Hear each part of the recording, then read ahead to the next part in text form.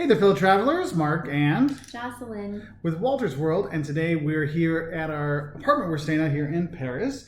And what we thought we'd do is actually have a live feed for our friends in Australia and in East Asia who have never really been able to get a good live feed for them because we always seem to have it at like 3 a.m. your time. So what I thought we'd do is actually have one at a more convenient time for you on that side of the world. So our friends in the U.S., sorry that you're not going to get this live because it's probably like 3 in the morning where you're at, but we thought it was time to help out our Australian and New Zealand and you know, Southeast Asian friends and stuff like that.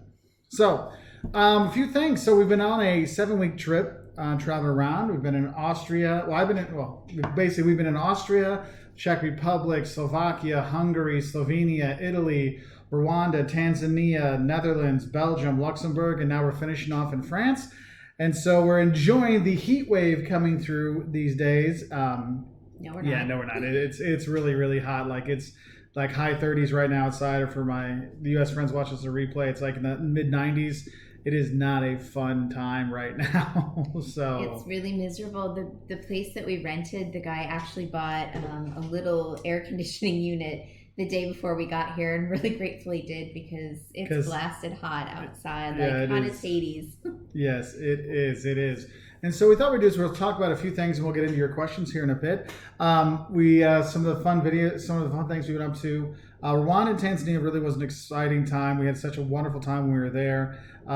It was very nice, and then being back in Europe is always a good time. And those asking about Australia, yes, we're planning on coming to Australia. We're leaning towards that for later this year because we had such an overwhelming number of requests to go there, hence why we're here. And Mark hasn't been there since he was, 17? 16. Yeah, it's been a few decades since I've been there. I'm going to guess it's changed a little bit since then, but hopefully I'll get there. We can get there and see my old host family when I was there, the Wrights. Fantastic people, and we're going to explore more of the country. So we're going to get there. Don't worry about that. So shall we start with some questions or anything, or do you want to say anything? Well, somebody asked how Rwanda and Tanzania were, and so I don't know if you guys watch us at all. You know that I've been wanting to go to Rwanda for the last 5 or 6 years anyway, and I just thought that it was a really cool place, and I actually stopped reading any information about it.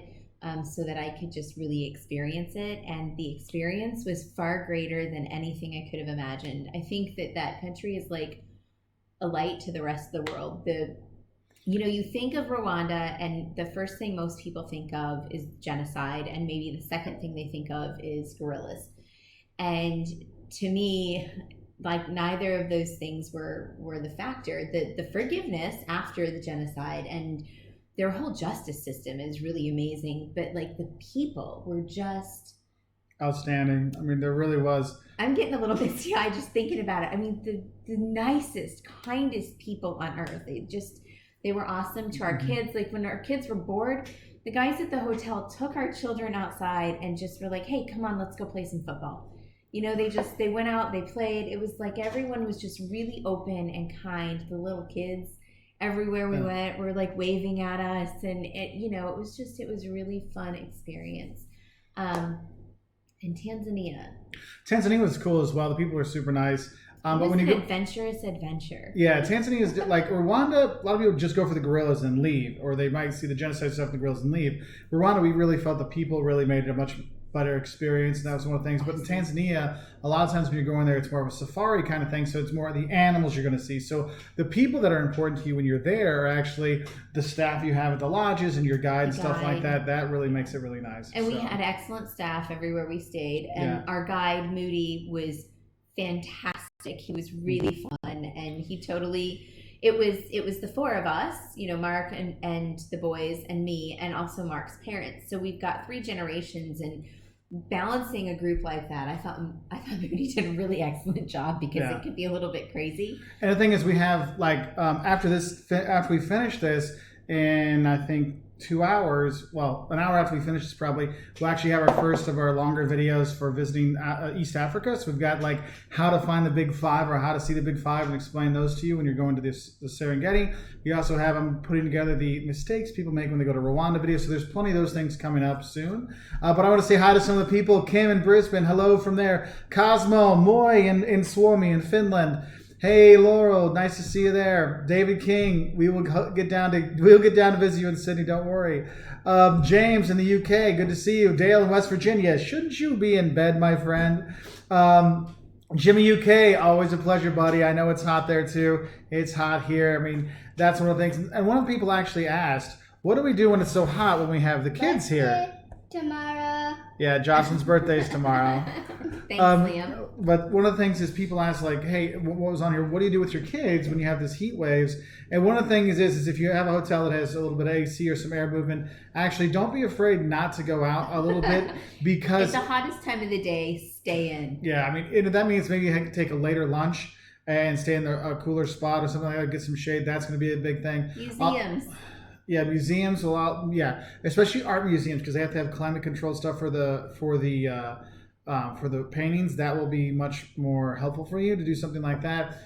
You want to stay cool. A lot of times you have parks that have fountains and they'll be okay with the kids getting a little wet and stuff like that. So look those things up, but don't overdo it on days like today and yesterday when you have 100. Like they had the hottest day ever in France. It was like recorded. 40. It was 100. Yeah, it was 100. 4? 44.6 or 45.6 somewhere in France. Ridiculous. It was. I mean, it's not safe, and it's not like just because you're on vacation that it won't bother you. So make sure you're staying hydrated, keep out of the sun, wear hats to protect yourself, and and just don't overdo it. And that's what sucks sometimes. The weather doesn't let you get to do everything. Sometimes summer's tough. It's when most of us end up traveling, right? But it's also when the weather is most hot. So I don't know, but I love museums anyway. So that's my go-to when it's a hot day. So some other things. Queens, got some more highs there. Hey, Sean in Orlando and Emma in North Queensland. Good to see you. Let's see. So This one. Dean Bendia says, can you explain exactly what I need to travel after 2020? Real ID, the wife and I are planning our first trip to Europe next May.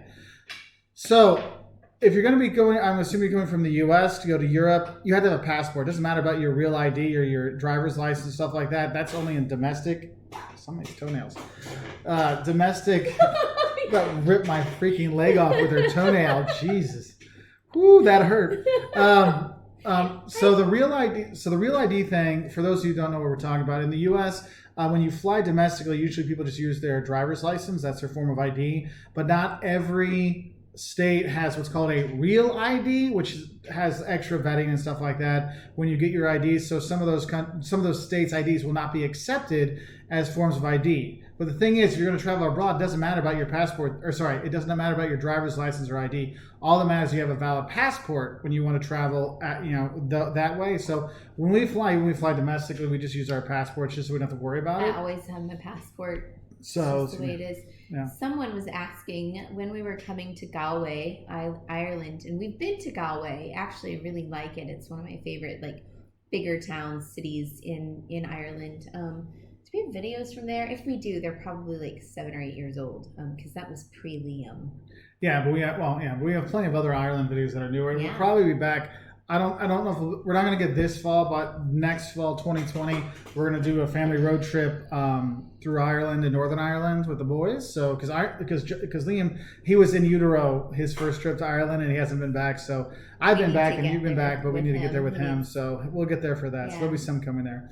Seoul, Korea, we will be getting there eventually. We're trying to put together kind of another Southeast Asia tour. And the thing is, it's such a for us doing that, we want to spend a lot of time in that part of the country, but finding time when the kids are out of school, but also the weather works, because we like to go do Seoul, then maybe head down to Southeast Asia, but then you've got the rain that starts at the end of May, and that's when the kids are out of school. So we're really trying to figure out a good time to get those through.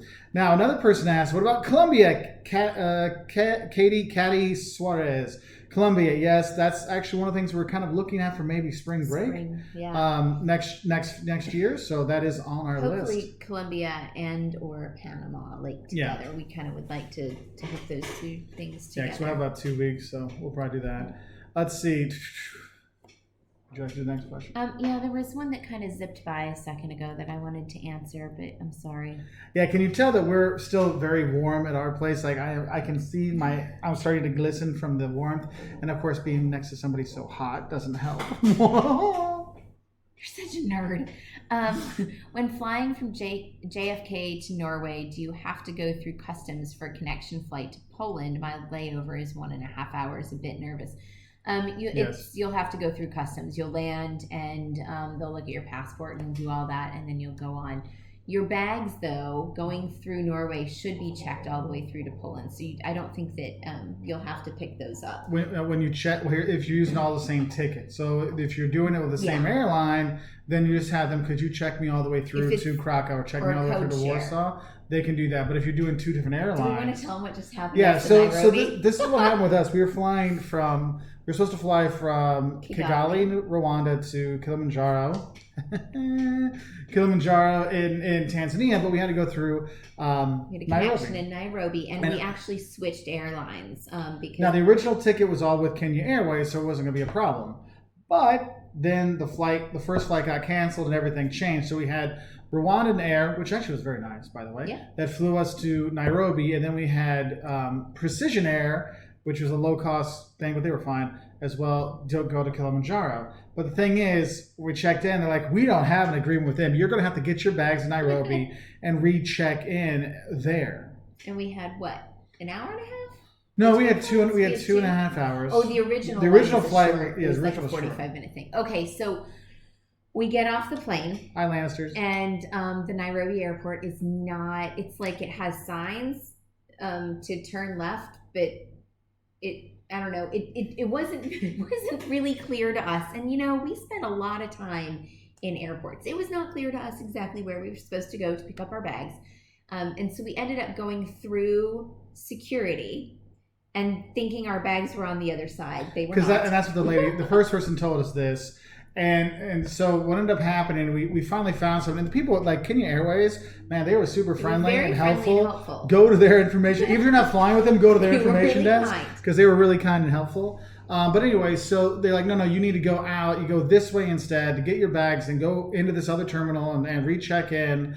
And the thing is if you're a U.S. citizen, you have to get a visa. And, we talked to some people. They're like, oh, I didn't have to get a visa to do this. You'll be fine. You'll be fine. I'm like, I don't know. And so we had to go through the passport control. We're like, look, we got to connect to another flight. They're like, look, if you're going out to get your bags, you have to buy the visa. So we had to get transit visas luckily you can get them right there. Like a whole big stamped, visa that goes in a whole page of your thing. Not a visa like a little stamp. It's like the whole page of with your face on it and all your information printed. No, they didn't have the face one. That was Tanzania. No, Tanzania had the face. But whatever, it was the same big old sticker thing, right? It was asinine. Well, anyway, so we went. It was just the way it is. So we went out, got our stuff, and had to go back outside the airport, come back in, go through all the security 10 other times. Luckily, a lady at Kenya Airlines felt sorry for us and brought us to the front of the passport line so we can actually make it to our connecting flight. But I mean, I was really glad we traveled as much as we did because I don't think anybody else would have made it. So it was insane. If we hadn't had the wherewithal and the knowledge that we already have, I don't have any doubt that we would have missed that. Yeah, I don't think my parents would have made that connection. So if you are doing those things, then that kind of goes into another thing. Is we talked to a lady in Rwanda, and she's like, there's a direct flight from Kigali to Kilimanjaro, but it just doesn't go on Saturdays. So if you're planning trips and you see that you have some kind of weird connection on like a Saturday or Sunday, maybe what you should do is actually look on a different day and see if there's some other options, because that may save yourself some hassle. So let's see. Catisaurus, no, we do not have dual citizenship. We only have one passport, so we have that. Let's see. What would you recommend is the best place to travel when you're young and broke? Region. I would say Central America, like Nicaragua. Costa Rica's gotten really expensive, but like Nicaragua is pretty cheap. Guatemala's pretty cheap.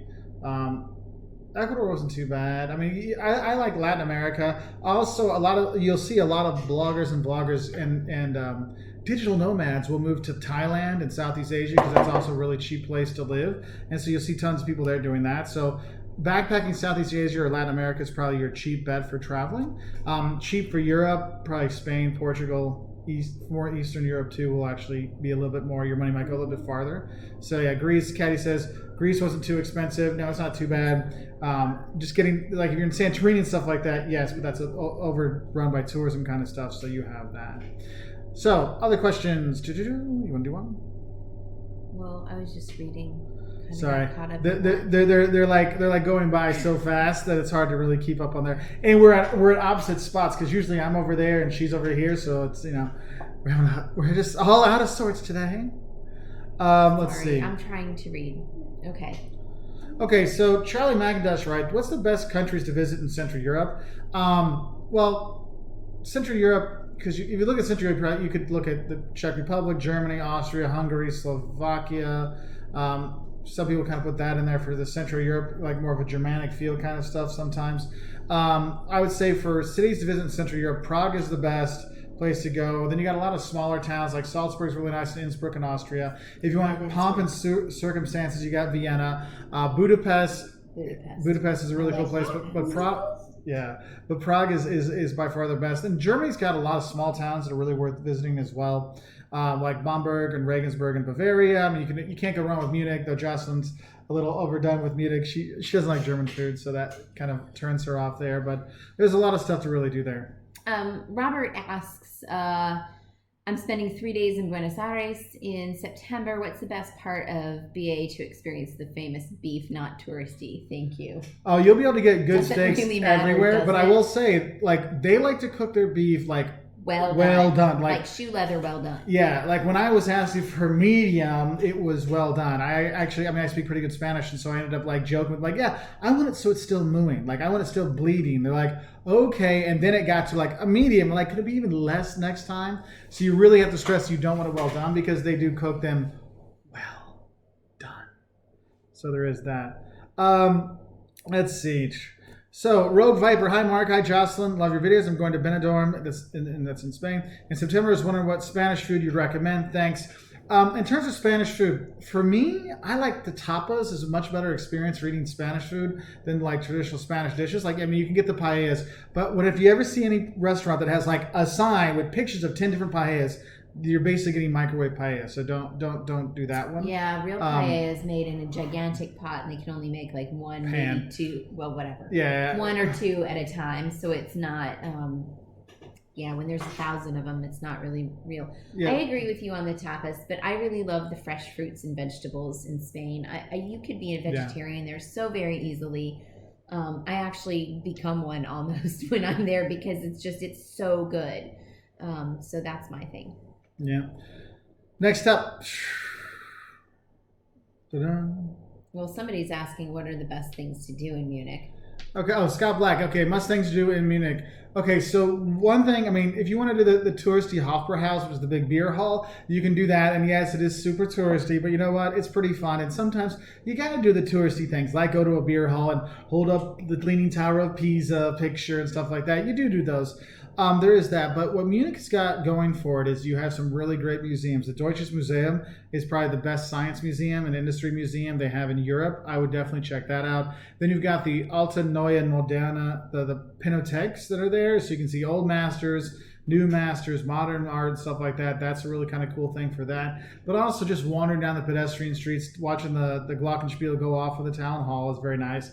And the thing is, Munich makes a good base to go to a lot of places. Okay, Oberammergau, you can go there. You can go see Neuschwanstein Castle. So there's a lot of things you can really do. So. Small Fry asks, how far in advance do you suggest booking flights and hotels for a trip to Scotland? It depends. If you're going to be going anywhere from like September through early May, I mean, 3 months out, you'll be fine. But if you're going to be going July and August when it's super packed, like when you decide to buy your tickets, you got to book your hotels because like Isle of Skye will be booked out 6 months beforehand. You will not find anything there. So you might get lucky and get to stay in town like Plockton, which is really cool, but that books out as well. Yeah, that'll book out as well. So if there's any place that people like really flock to, you want to book as early as you can because the more you wait, not just the ticket prices go up, but the availability might disappear. There might not be any other options because sometimes that does happen, but there just isn't anything there. So Kim said that she feels really prepared for her first trip to Europe in August because of our videos. And Kim, thank you. That's why we do this, and I'm really glad you feel good about it. So let's see. Kim Day, hello from Brisbane, Australia. Thank you for all your videos. I feel so prepared. Oh, that's one. So Kim, I'm glad we could help out. Let's see. Dean is asking, hi, Illinois. He has friends going to the Dominican Republic next month, and there's a lot going on in the news, blah, blah, blah. What advice would you give to keep them safe? So a lot of what has come out has been that there's shifty alcohol or something. No, so, we don't no? know. They don't know don't what know. it is. For those of you who know, there's been a number of American tourists, I don't know if there's other tourists as well, that have died mysteriously in their hotel rooms for various different things. And so it does sound like it could be like an X-Files episode or some unsolved mysteries or something like that, but they don't actually know exactly what's there. So people do get worried about those things. And the thing is, like Airbnbs, there's been people like carbon dioxide has gotten them and killed them in different, not in Dominican Republic, but other places. So one thing that really is important is reading reviews, reading up on your stuff, like where you're going to go, making sure all you're watching all your food being opened and stuff like that. They're cooking it. Make sure you can see the things there. Don't leave your stuff wide open. If you are feeling sick at all, make sure you go to the doctor. And a lot of these people, when they're going to an all-inclusive resort, you go to the doctor. They have an on-staff doctor or nurse there. You go to them right away and talk. Don't be like, oh, I'll deal with it when I get home. You want to make sure you do that. And that's not just for Dominican Republic. That's everywhere. And the other thing, in my opinion, is, if you're going as a couple, watch out for one another. And if you see something awkward with the other person, be in tune to how the other person is and what they might need, because sometimes, especially men, tend to not take care of themselves when they're ill. So you might want to, be a little more forceful, ladies or spouses. Mm-hmm. So, Michael, yes, we are live right now. It's Saturday, about 8:20 in Australia right now, or in Sydney. So if that was you that was right and wondering, yes, you're there.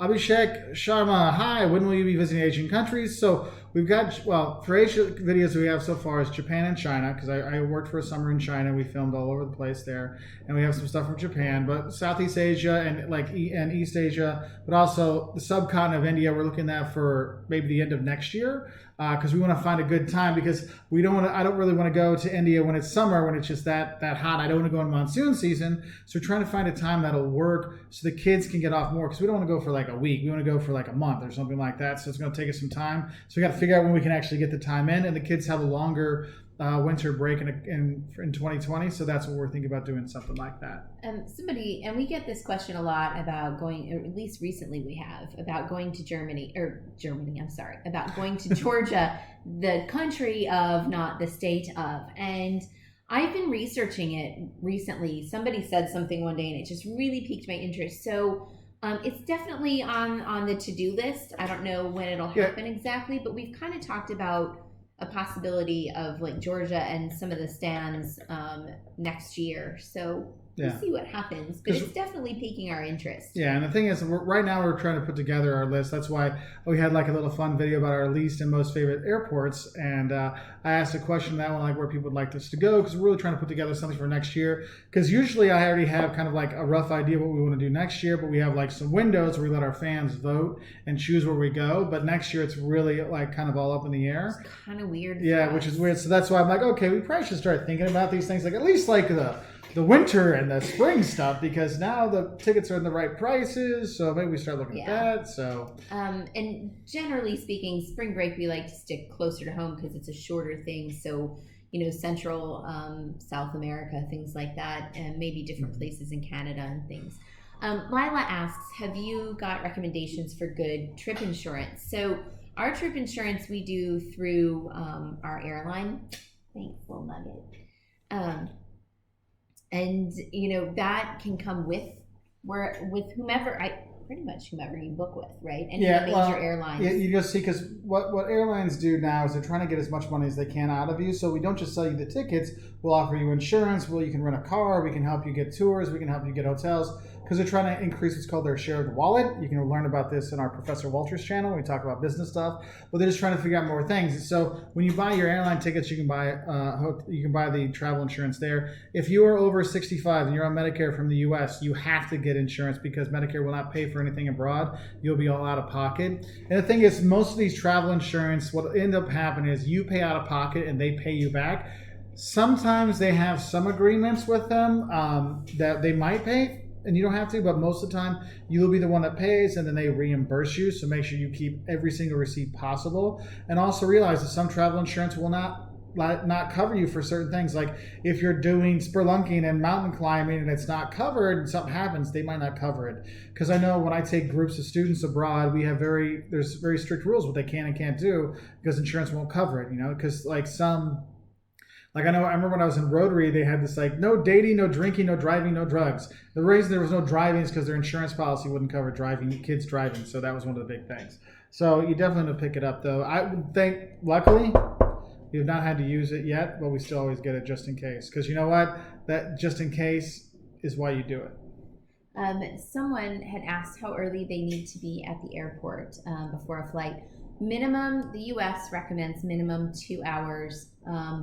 Certain airports, like O'Hare, I give myself 3 just because it's horrific. Yeah. JFK and LaGuardia, probably the same. Atlanta, you can pretty much do 2. Yeah, 2. The thing is, like, they always recommend longer for international flights because there's usually more stuff you have to go through and things like that, and getting people on. They usually board the planes earlier too. Mm-hmm. So there is that. If you're in a smaller airport like in Indianapolis, if you already have your boarding passes and it's just going through security, you can be in there in like 45 minutes. But you got to remember, some airlines will close the gate 15 minutes before the actual departure time. Some will actually like the big planes going, transatlantic or transpacific, they might close it 45 minutes before. You're like, oh, I have plenty of time. No, you don't. No. So make sure you know that, and they'll tell you ahead of time. And also, it's not a bad idea to have the app for whatever airline you're flying. Like I kind of live by Delta's app, and it helps a lot. So keep that in mind. Yeah, and another thing is, if your flights, this is a side note with the app and stuff like that, if you ever have a flight that is canceled or there's a weather delay or something like that, check on the app, because you can get everyone will get in line to go talk to an agent. But the thing is, you can call the company, those agents can do the same thing, and sometimes you can just do it from the app and switch the plane that way, and that way you'll be switching way before those people that are in line, and then you could get everything switched and you can head out to your new gate. Or you might find that there's no other flights that day, so book me on tomorrow's second flight, and I'm gonna just go find myself a hotel before all the hotels are booked up with all those people that got their flights canceled. We definitely had to do that. Yeah. Somebody was asking about New Zealand and whether or not we're coming. So it depends how long our trip will be when we do Australia, because we might try to do both of them. Because the thing is, though, there's so much to see in both those countries. It's kind of like, what are we going to cut out if we do both? But I want it, because it's so far for us to get there. We thought about like maybe flying into Brisbane and then going Brisbane, Sydney, Melbourne, and then I got to go see my family in Temora, New South Wales, where I used to live, and then go over to New Zealand and then fly back from there. So kind of like a roundabout way. So we're trying to figure out the best way to do it. But yeah, it's on the table.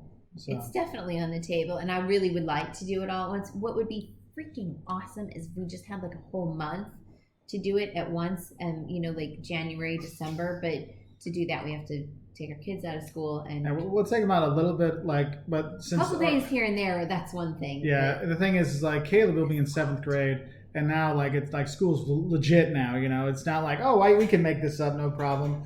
So that would be one that if we do it, we're going to be, there'll be a lot more teaching from mom and dad while we're going kind of stuff.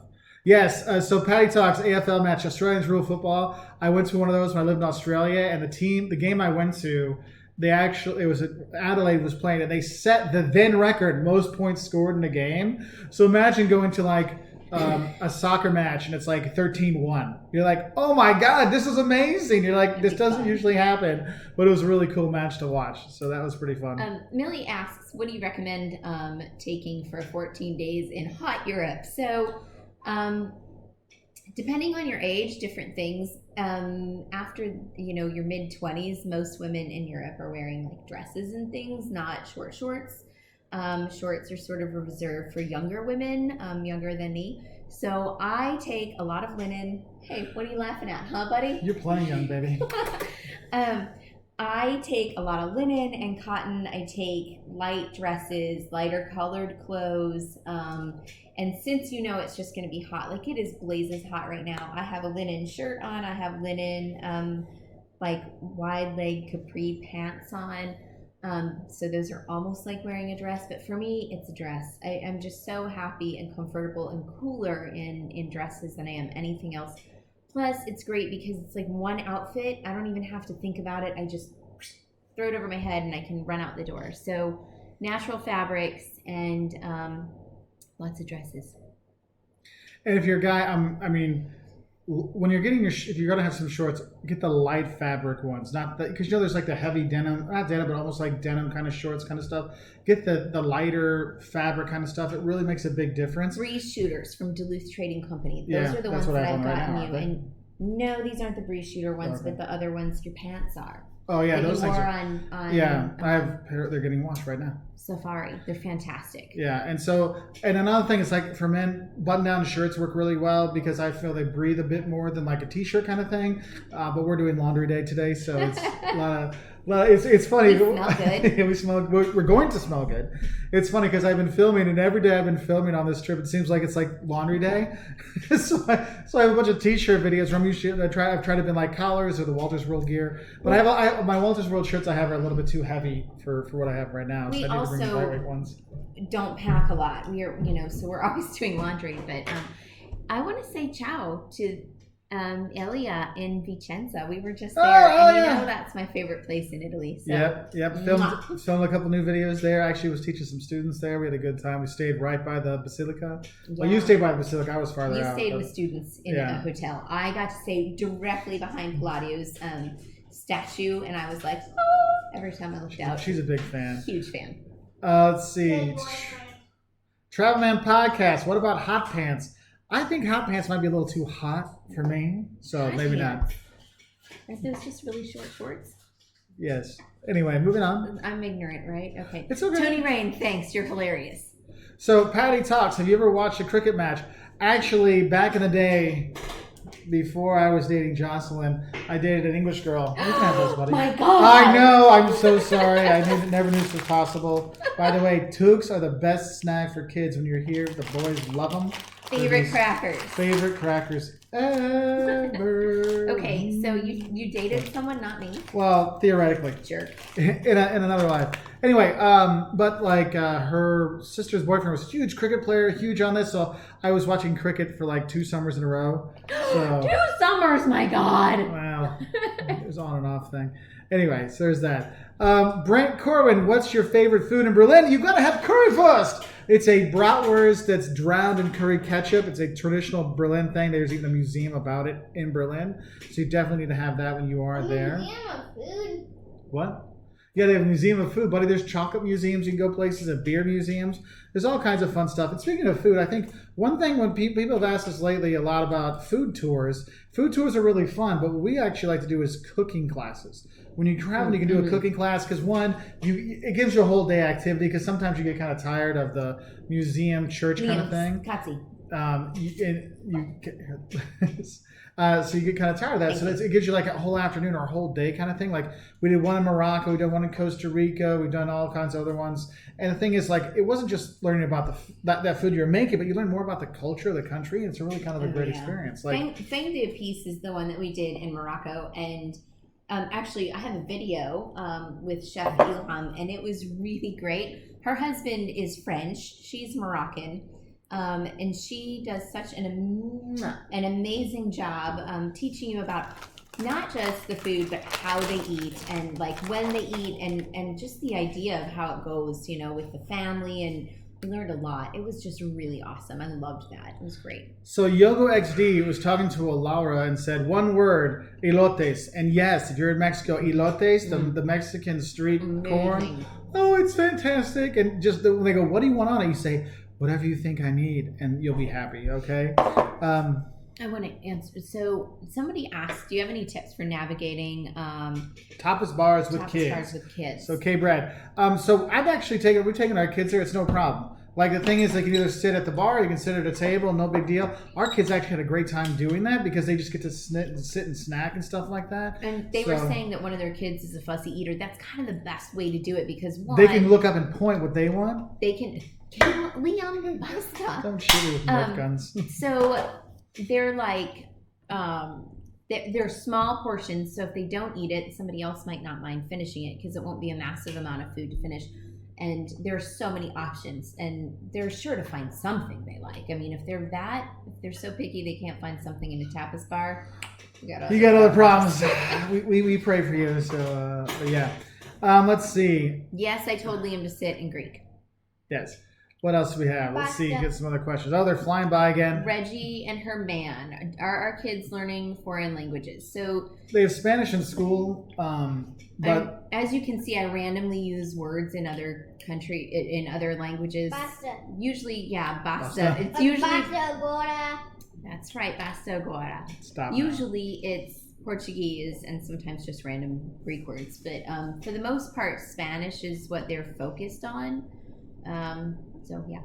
Yeah, and I think one of the things we'll do is like we have friends around the world, and so we've already talked about maybe having the kids go for a semester abroad or something like that to give them a chance to learn the language. I know Caleb would like to do a soccer camp in Europe next year, and they're not that expensive. I was kind of surprised. I'm like, wow, that's actually not bad at all. And so we're looking at maybe having him come over, and some of those soccer camps, they do like soccer in the morning, then they learn the language in the afternoon. So if we could get like in Spain in one, so we could have like morning soccer, afternoon Spanish, or in Italy have morning, soccer or calcio, and then afternoon Italian. So we're trying. We are trying. Michael George asks for tips for meeting people when traveling. So doing group things like the cooking class. Mm-hmm. That was kind of a good one. Going on a tour, especially if you're like one person, going on maybe just a day tour or something where you get to be around some other people, which those people may not be locals, but you're going in doing local stuff. You may be able to get in and kind of meet people that way. Also, just hanging out at a park or something, you never know who you're going to meet. Like we have met locals doing things that locals do. That's kind of the thing to keep in mind. Go and do something that other locals would be doing, like on a hot day, sitting under a tree in a park, or whatever. Our kids are a good foray into it too, because kids just make friends with kids like that, right? And so then the parents have a soccer ball. You'll be always fun. have a soccer ball everywhere you go, and you'll make friends. So Zachary D'Alfonso, what is better for baby's first trip, Caribbean or Europe?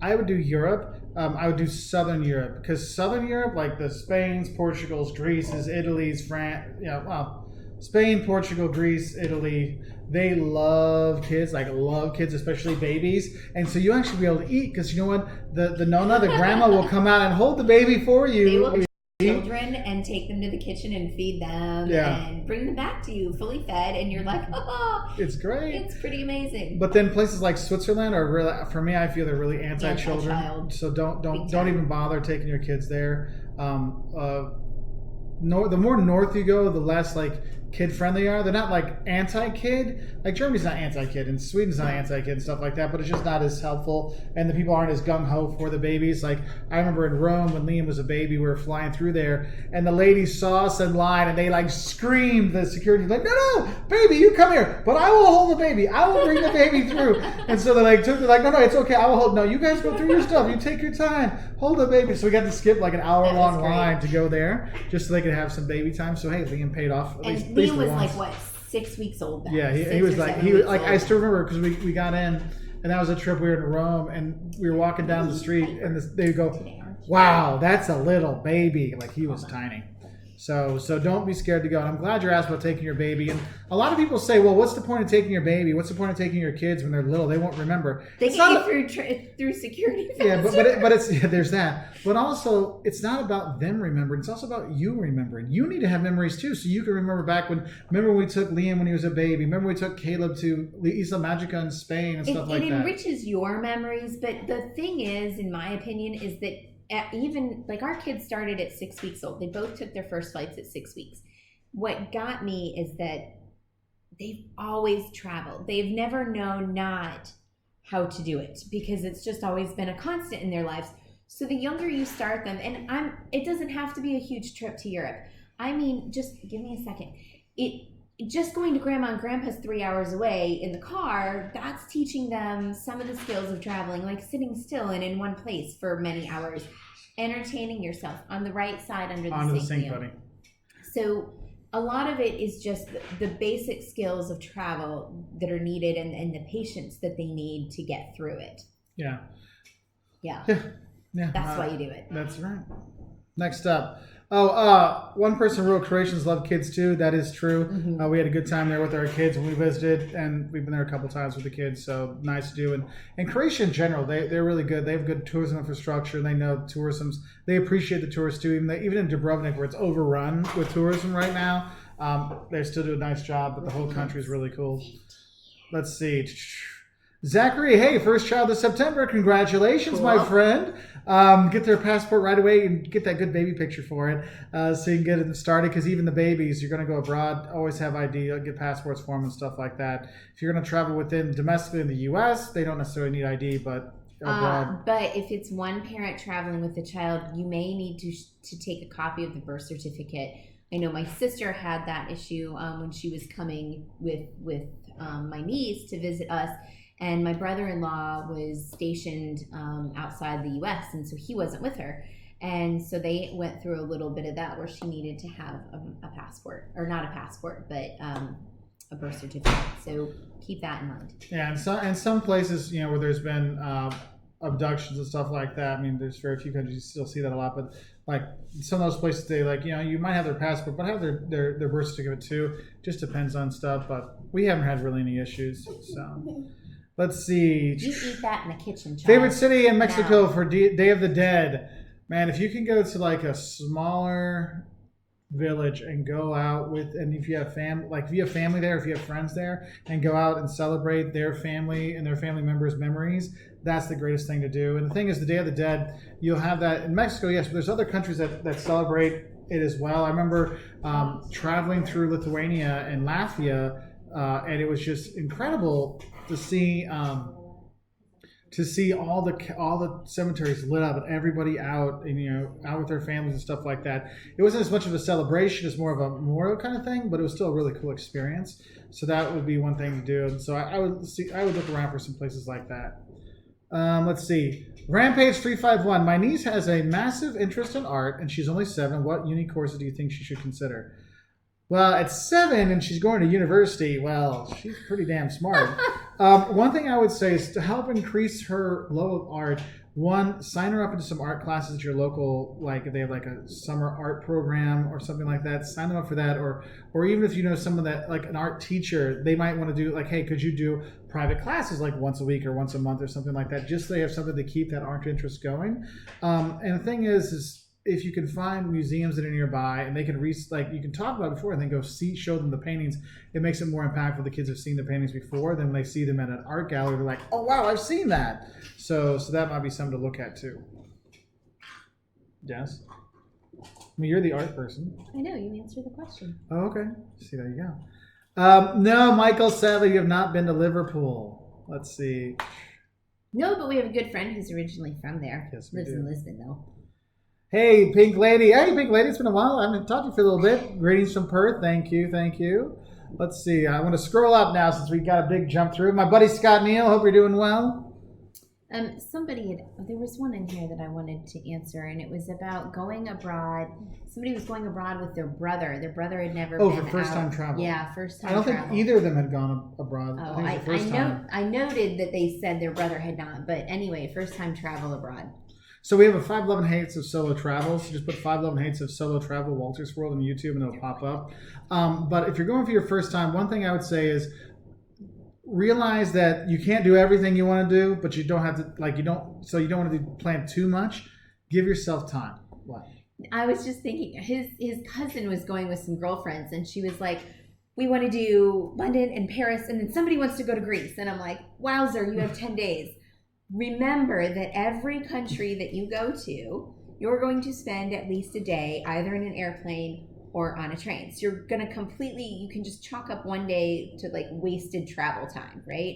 So keep that in mind because especially when Americans get to Europe or the FOMO hits, fear of missing out. Yeah, and I'd be like, oh, I can't. But I'm so close. I'm so close. I got to see this. Yeah, you're not that close. It's close, but it's close. Especially in American terms, for us, it's really close, but it's not. In Australian terms as well. Yeah, right. So, you just have to think about that. You don't want to ruin everything because you wanted to do everything, right? Yeah, and this is one thing is I actually had this issue. Prioritize. I brought I was teaching in Austria and Italy this summer, and I brought some students from the U.S. with me, and they were like, "Oh, we're so close. We're like, I want to do this. I want to do this." Like, we're gonna go to Rome, in 3 days, and then but we're gonna try to get back in time to get this one train because it's a cheaper train. I'm like, you realize if you miss that train, you're gonna miss your flight home. And like, I can't help you with a missed flight home. But they were so like the FOMO, the fear of missing out really overtook them. And I think that a lot of them actually missed out because they took the train to Venice and then they spent some time, then they took a train down to Florence and then another train here. And they spent so much time in the train. I'm like, why don't you just go down to Rome, really get to know Rome and absorb it and get it. And that's one thing you'll see a lot. I see a lot of travelers now that they just go for the Instagram picture and leave. I'm like, that's not traveling. That's just taking a picture and leaving. I remember we were in Chichen Itza in Mexico a few years ago, or 2 years ago, and these people, I mean, they literally like ran past us to get to the main pyramid, got their pic, get like selfies, like, okay, let's get out of here, and they ran off. I'm like, you didn't learn anything about it. You didn't do none of those things, and that's one of the things when I see people. They'll be like, oh, this person, the youngest person ever to see all the countries, or this person saw all the countries in the world in 18 months. I'm like, that's cool. I mean, that's cool that you went and did all those things, but don't for 1 second think they really got to experience cultures. And what's cool is most of those people admit, look, it was my goal to see all the countries. Now I know which ones to go back to enjoy or want to go see more of. There is that. But just remember, when you go and travel, if you're trying to see too much, you end up seeing nothing. Okay, so it was Dan Var 249 that asked this, and they have been. He's been abroad, not his brother, and has been abroad always with adults. So it'll be like the first time our kids go. I mean, Liam, what did you just hit? 43 countries, is that right? Yep. And Caleb's 47. Caleb's I think at 47. 48. Well, whatever. I mean, he's getting close to 50. So what happens when they go abroad the first time by themselves? Well, they'll probably get lost. So we're planning for that right now on my Instagram. No, on my Instagram, I just posted a thing where we gave Liam. We're like, okay, we're going to Luxembourg City. We were in Bruges, and we're going to Luxembourg City, and it's at this time. Go find it. So he had to read the screen and figure out what train number and then what platform. And we didn't have assigned seats, so that wasn't a big deal. But we did the same thing with Caleb when he was in China. So think about those basic travel skills that you guys are going to need. You're going to need to know how to read. Liam, please stop that. It distracts me. You're going to need to know how to read the information boards for trains, because those big, huge yellow things in Europe are like, it can be really confusing. So take some time and don't feel intimidated by stopping and spending time reading all of that stuff. Plan really well, like your days. Just kind of figure out, leave time if you love something to spend time there. But it's that's it. All right, Alessio, right. Oh, so for those of you that were getting the lagging issue, hopefully it's fixed. I checked the Wi-Fi at this place, and they have like 80 megabyte uploads, so we should be okay. I don't know what happened. Probably Caleb's downloading like 10 movies and stuff at the same time. Anyway, so Alessio writes, when you were in Italy, have you ever visited a place called Lago di Garda? Wonderful place. You should go one time when you're here. Actually, we have gone. We actually went to Gardaland, the amusement park there. No, a month ago now. It was a month ago, sorry. Yeah, we actually went to Gardaland with the kids and our friends. So yes, we do know Lago di Garda quite well, and actually the amusement park. So that is kind of a nice thing. Let's see. Okay, so one person wrote, "Hey, have you ever thought about traveling around the globe in an air balloon or a sailboat?" Not really. I'm kind of scared of heights. The idea of an air balloon. It frightens me. So I mean, I would do it like one time somewhere, but not around the world. Holy honkers, that's ballsy. Yeah. So maybe in a sailboat. I don't know. I could do like the Mediterranean, like small bits in a sailboat, but I don't think I could cross oceans in a sailboat. That's a lot. Let's see. So, Lincoln Mika Fox, hope when you come to Australia, you travel into the interior and the outback. We will get a few places out there as well. That's what we're trying to figure out is the time frame and where else to go and stuff like that, so we can get as much as we can. Because I was an exchange student there many, many years ago, like in high school. And so I saw, Sydney and Canberra and Adelaide and a few other places. But this time I was like, no, now we got to go out and see some more of the stuff. And so hopefully we'll get to as much as we can. But again, it really is, it becomes a time thing sometimes. Let's see. Pink Pearl Disney wishes they're going to Salvador. That's a great Salvador, place. Brazil. Yeah, I it really is. like that. Yeah, and where you do stay, just to be a little heads up. We have a few videos on safety in Brazil, and Salvador will be one of the places you need to pay attention when you are there. But overall, it is a fantastic place to go. We have really enjoyed our time there. Some of the best food in Brazil is in Bahia. Dan, booking tickets early is something that's brilliant, and you should always do that. You're starting out well. Titus Kirkland, I'm visually impaired, and how hard is it to travel in other countries by myself? So this is something I've always noticed about Europe, is that they have all over the major, like all train stations, airports, not all, but definitely the major ones, and most even mid to small size ones have the little I don't know what they're called, the little bumpy things on the floor to help guide you to information desks and things like that.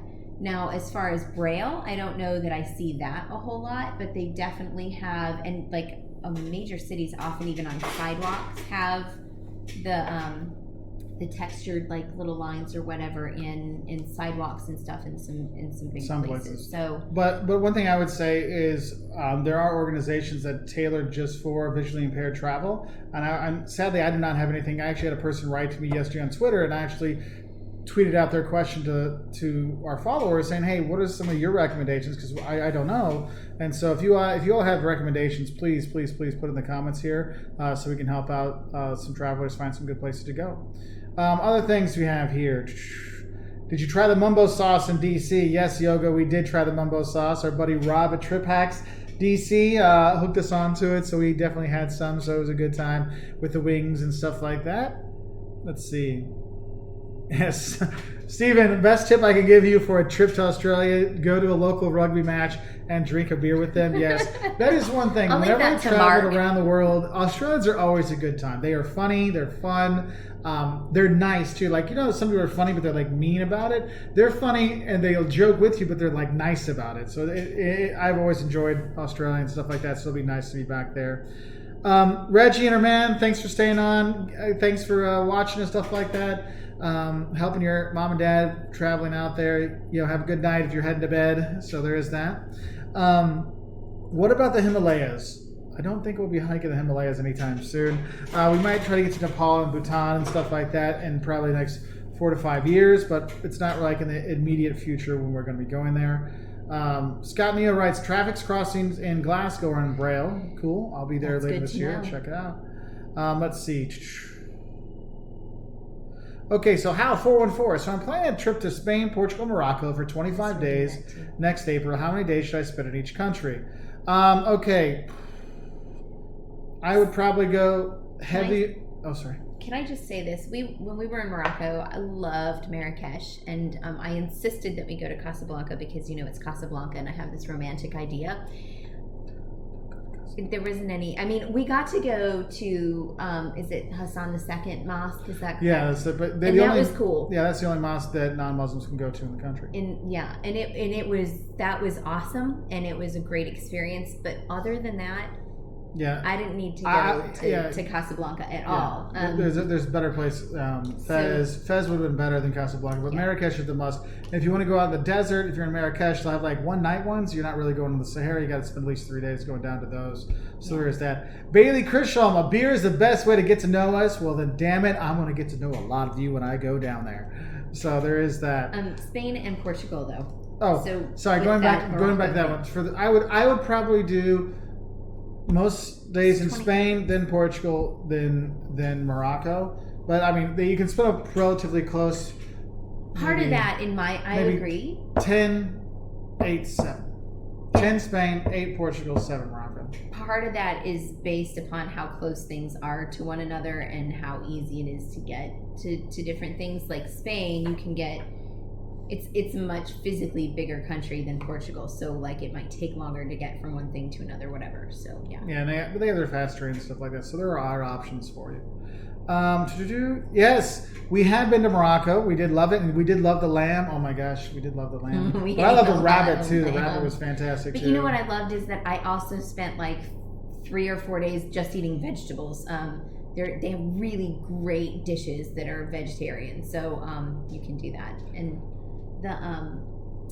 I have a thing with gluten a little bit. I'm not like celiac or anything, but their bread did not bother me whatsoever. Like I could eat that and I never had stomach pain. So there's that. So Denver, have we ever been to Israel? We have not, but we were going this fall, so we're going to be there I think about 12 days. So hopefully we'll get to see a lot of stuff and make some good videos to help people travel there. Maps and Legends, thank you very much for the super chat. That is super nice of you. Question is, good ways to break the ice while meeting people traveling. I'm rather shy and would like to practice this beforehand. By the way, love your videos, so helpful. Thank you very much. So some things that I do, and you can give your stuff. One thing I do is I like to go places, like sites I like to see, and I like to go visit places that I like to visit. So like, for example, I like to see art museums, I like to see natural history museums, stuff like that. So I'll go there, and sometimes I'll bump into tourists the same spots, and it's funny how many times you'll see the same tourists people again. The first time, like, 'cause I'm always friendly when I see people, then I see them a second time, like, hey, I see you're here as well, and it gives me like a connection that second time. And so I usually practice like common things to talk about, common topics, stuff like that you can talk to people about, the sites in the city. Oh, did you see this? Oh, have you tried this food? Food's a good topic to talk to people about. And if you go on like a food tour, or if you go on a food tour or a cooking class or a painting class, it automatically gives you a way to people to talk to, and you're kind of stuck in an area, so it kind of bonds you that way. And so it gives you a chance to get to know them, and maybe you get a buddy to have a meal with, or someone to go see the city with the next day. That's what I've done a lot of times. I used to be big into comic books. I used to go to comic book shops around the world, and so I'd always be like, we can talk about Spider-Man or the movies or something like that, and that kind of helped. So yeah, I agree. Go to places that you enjoy. With the advent of Airbnb experiences, you get to be able to kind of make that even more of a niche and pick out certain things that you like to do. Like, for instance, Monday, Caleb and I are going to have a painting class. So when we go paint, then we'll be there with people who enjoy art and painting just like we do. So that narrows it down a little bit, and you spend some quality time with somebody. So the more of those experience type things you can do, that I agree with that.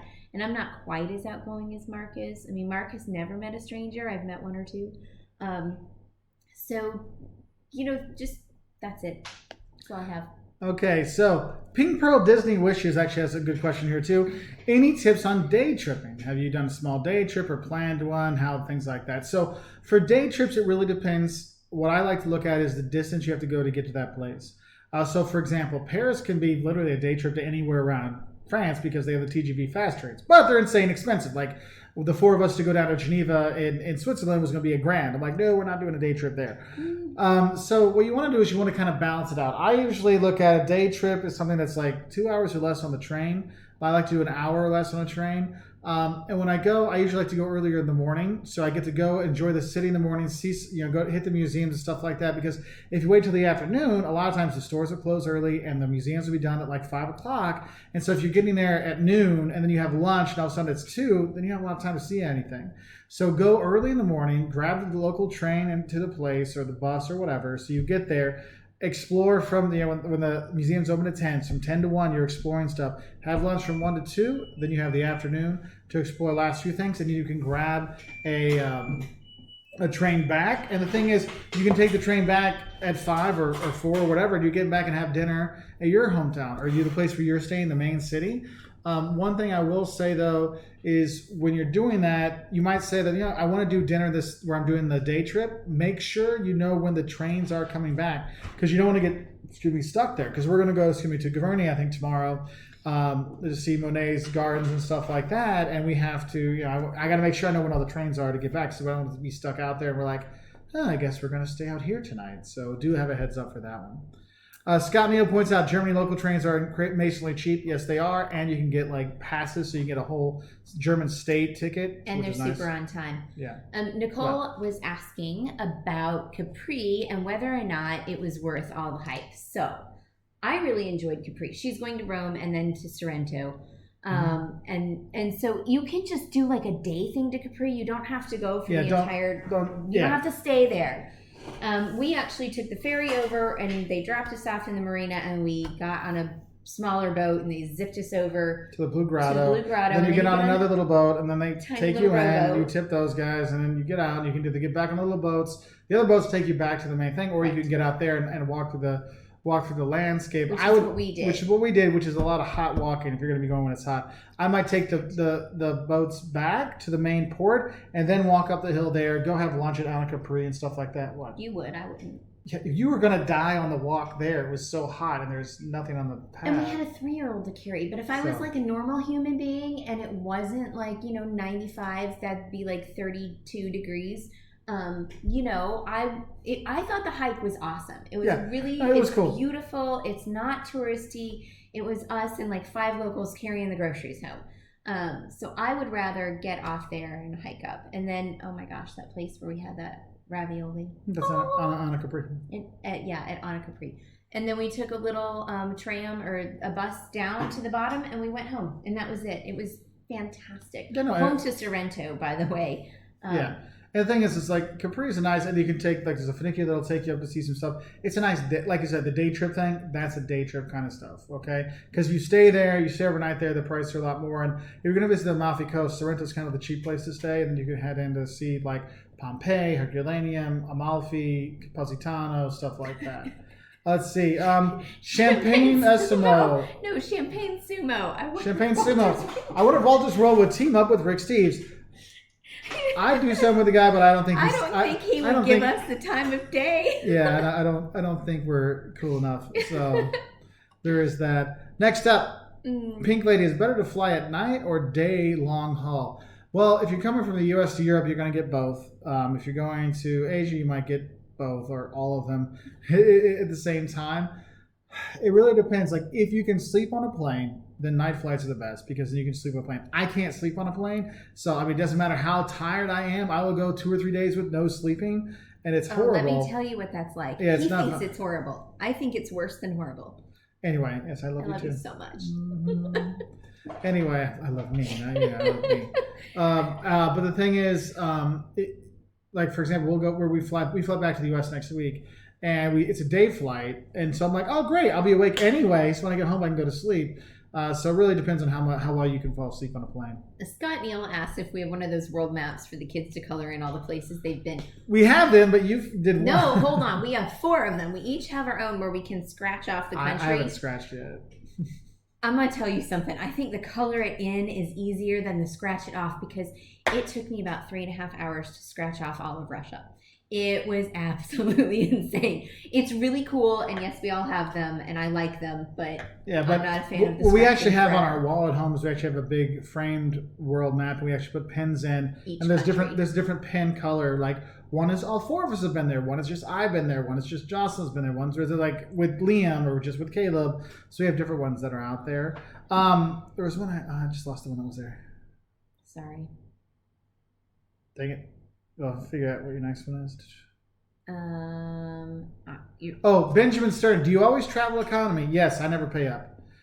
We do get upgraded occasionally because we fly so much, so we'll have status. But if you got a family, you don't always get everybody upgraded. So that's one of the issues there. Ooh, can I tell them my trick? Yes, but let me finish this first. But we always buy economy because I just can't justify paying business class and stuff like that. Because for me, I'd rather be aisle economy than be like middle seat in a comfort plus kind of thing, because I just like having that extra leg room there, and I can't justify paying that much more money for a ticket. I have friends of mine that will refuse, like, no, I only fly business. I'm like, that's you, man, you do you. It's way more comfortable in business at first, and we've gotten upgraded occasionally when it does happen, but no, we always buy economy because I can't justify spending enough. Like, one business ticket is the price of all 4 of us flying to Europe. I can't justify that because we don't have any sponsorships. Like, the only money we make is from the ad revenue on these YouTube videos and stuff like that, and the little ad revenue that comes off our stuff. And even if we did have, if they paid for us to go for free business, then yeah, I'd take it. But even if we made more from sponsorships, I wouldn't spend it on that because there's so many other. I'd rather spend it on another. Spend it on another trip. That's always my priority. Opportunity to do another cultural visit or something like that. That would be for me. That's where the money goes better. So on that getting upgrades thing, there is a little trick to that. So Mark and I both have platinum status, and the kids both have silver status because y'all know we fly a lot. So here's the thing: we will both be eligible for an upgrade, and you get to take one person on your upgrade with you. But if we buy the tickets, if he buys them in his name, he can't upgrade all of us, even though I'm eligible for an upgrade, and the kids might even be eligible for upgrade because of their status. There's only one extra upgraded per group purchase. Right. So what you can do is buy all your tickets, and then you call them and you say, hey, can you split us and then attach us back together? So we will go, like, it's like I bought a ticket and a kid's ticket, and Mark bought an adult ticket and the kid ticket, and we're separate. So if I get upgraded, I can take a kid, and he can get upgraded and take a kid. But what they'll do is they kind of attach them. There's like a little joiner here, and when they join those, then we'll all still get to sit together. So that's my little trick with getting the upgrades for everybody. Yeah, it's helping. That has worked. Now, we don't always get upgrades, but it is nice when we do. No, but when we do. Yeah. Chinaberg, how come I never hear you all talk about points and miles and credit cards? I would think you guys have a lot of miles to use for all your travel. Yes, we have. We do. Hundreds of thousands of miles. And occasionally what we'll do is every other year, we'll actually say this year we're going to be using our miles to fly to do that. So like we took the kids to Japan and Ecuador and a couple other things. We just use our miles to pay for that. But one of the things is the points and the mile stuff, we don't really talk about it too much in the credit card things, because you'll notice there's a lot of influencers that will talk about their points and talk about their miles and how they get to travel the world for free. And isn't the Capital One card great? Look what it's giving me. I got all these upgrades with just these points. I'm like, yeah, I'm sure they didn't give that to you, and you're now hawking it because it says hashtag ad, hashtag sponsored kind of stuff. And anytime you see someone like really hawking a credit card or hawking anything like that, we have to realize is those credit card companies, if you get people to sign up, you get a bonus. Like they'll pay you money, they'll pay you miles and stuff like that. So I don't really talk about it too much because I don't want people to think we're trying to get people to buy certain things. Now, we do have some credit cards. Like we both have Delta American Express cards. We both have United, Mileage Plus cards, Visas and stuff like that. So we do have them, and we do use them when we collect our miles that way.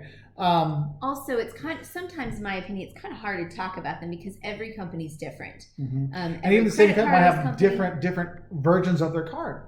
Yeah, like if you have a gold card and a platinum card, those things might have different they definitely have different things attached to them with how they treat your miles and things like that. So it's kind of difficult to talk in a broad terms about those things. Yeah. But we definitely recommend, if you are going to fly with one airline over another, or one group of airlines like SkyTeam over whatever, Star Alliance, like definitely the one that you're going to be getting the most, get their credit card, sign up for frequent flyer miles on everybody's platforms. Mm-hmm. Because just because you like an airline doesn't always mean it's going to be the best price. For us, we have a certain limit. Like, yes, we always try to fly Delta because that's who we love. And you do code share with Delta all the time, but when it's like $500 difference per price, I'm like, that's $2,000 for the four of us. As much as I love Delta, I can't afford an extra $2,000 to throw out the window because I want to fly with them. So you got to really kind of make a choice.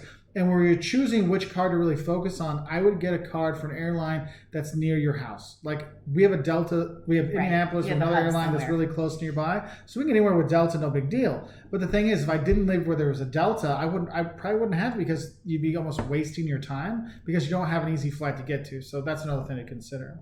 Now, Jerry B writes, I love that you're sponsor free. You guys are completely authentic. I appreciate that, and that's what we try to do. And actually, when companies do approach us, we haven't approached, not like big sponsor stuff, but like some companies, like products we actually use in some of our videos and stuff like that. And they're like, hey, we want you to do some stuff for us. I'm like, great, but we do the good and the bad. We do the loves and the hates. We're all about honest travel advice.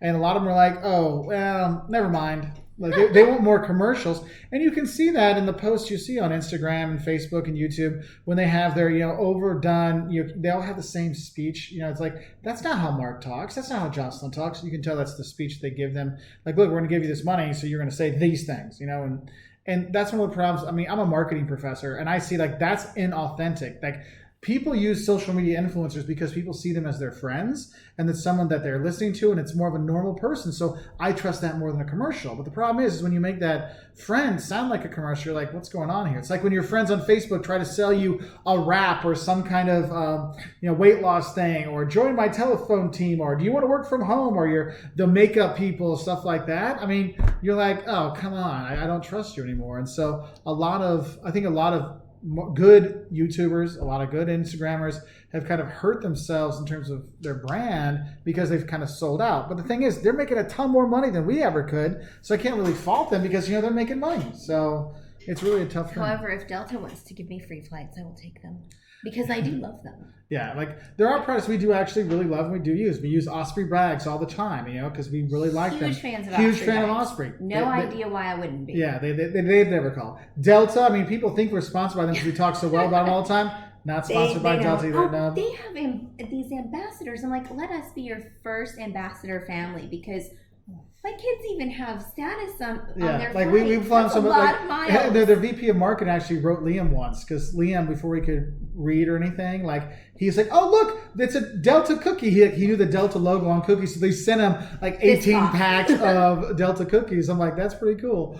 But there's all kinds of things. I mean, I use my Manfrotto tripod. I love their tripods, stuff like that. But there are those things. Oh, what does my shirt say? It says, if you cannot climb it, drink it. Kilimanjaro, it's a beer in Tanzania. It's a saying they have. You can't climb it. Because we did not climb it. We drank it. So I didn't drink it. I did. You did. You didn't try it? I had a sip. See, you drank it. I don't like beer. That counts. Okay, it counts.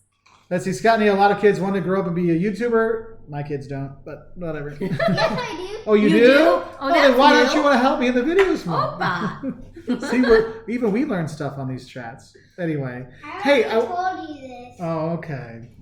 Hey, I do want to let you know we're going to finish up here in about 10 minutes, and in half an hour, at the top of the hour, we actually have a new video coming out. It's the big five: the lion, leopard, elephant, Cape buffalo, and black rhino. We're talking about that from Tanzania. We filmed it in the Serengeti last week, so I got that coming out. So that'll be coming up. So you're going to have this today and a new video. So definitely check that out. Don't forget to give a like down there and subscribe and stuff like that. But I'm guessing you're watching this, you're already subscribed. But likes are always appreciated. Be careful. I want to answer this question. Or it wasn't really a question, it was a statement. But Abu Hawa, my biggest concern traveling will be to stick to keto and intermittent fasting. That's no joke. I have some dietary stuff that I do really well when I'm at home. And he does not. And let me tell you, like the whole gluten thing, I had half a baguette for breakfast this morning. Yeah. And it's really hard, but I do like to make up for that. I pack my rubber band, the exercise bands, and about every other day I actually use them. So sometimes it's the little thing, it's just that little bit that I'm doing that makes it. And good. a lot of times when you're out traveling, like in the U.S., a lot of the hotels just have a lot of fitness centers and stuff like that. In Europe, you don't find the fitness centers, kind of stuff. So, but you're gonna do a lot of walking. Like the first 2 weeks of this trip, I was walking, 7-8 kilometers a day, seeing stuff and things like that. So I was actually getting in better shape. And then I got to Italy, and it just went. But Italy made us both fat. Yeah, it was. Yes, it was Italy. But we ate a lot of vegetables in Rwanda and made up for it. Yeah, so we're feeling good. It was good. Yeah, so it is tough. So, D-Last, any plans for a series on your more personal stories? I'm thinking some kind of travel memoirs. Most interesting people you've met, biggest surprises, most unique accommodations. We've thought about doing that. And people have asked us to do vlogs and stuff like that, and we'll throw in occasionally a few, but very few of them ever get really watched. So it's like, do I spend time to make these when no one's going to watch them? But then I do some because I know there's fans like D-Last who are like, hey, I enjoy this. We do some. So I think we'll probably do, because we did a little short video about our favorite and least favorite airports. We might do a little longer video talking about some of our worst experience at airports and some of our best experience at airports. A little more in depth from the bad, you check in and once you get into your gate in Berlin, it's like there's no toilets anymore and other kind of fun stuff. So we'll have some of those things there. Yeah, and those are a little more relatable, I think, to everyone and might give you some good ideas on how to do things. Marcel Robinson, what are some last minute things I can pack before a trip? So 2 things that I always pack last minute, I just throw an extra 1 or 2 in, Ziploc bags. I always find that I need one and it's always really helpful. It takes up no room. Uno cards. I was just okay. I didn't know they were. We Right were playing yesterday. We use these all over. Yeah, look at my my Instagram on the. YouTube. Oh yeah, if you want, look, Jocelyn's Instagram is right there. Jocelyn Walter at Jocelyn Walters World. There's Jocelyn. The Uno goes there. everywhere. There's mine for Twitter and Instagram. And then what else does it say here? Yes. Yeah, follow us on There you go. Instagram. It's hard to figure these things out. Hang on here. There we go. So you have that. Okay. So any hootie, so that, and I always take saline spray. It's something I can't live without on like long flights. It gets really dry and icky inside the airplane. So I find that is really, really helpful, just having a little saline. So Uno, saline, and Ziploc bags. Those are my go-tos. See, my last things I throw in, I actually made a quick little video when I was in Vienna. I always throw in a little lock. I like combination locks because people lose keys. I found it yesterday. Yeah, I always do combo, so I was fine. She's like, why aren't you worried? Because I have a combo lock. Yes, I know I'm number one in your heart, baby. I always throw in a bag, the cards, the Uno cards, stuff like that. The Ziploc bag. What else? Depending where I'm going to go, I might throw in a small flashlight too. Now, a lot of people say, well, I have a flashlight on my phone. Well, I tell you what, after you've been flying for a while, how's your battery on your phone? And also, like, a real flashlight works way better. So there is that. You know what else I always have is one of my Longchamp bags. I have these ones, the Le Pliage, and they fold up really small. Yeah. On the floor. So see, we don't make this crap up, people. We have these things right here because we just got into Paris last night. So we blew up the suitcase. So here's the bag. I don't know what the thing is there.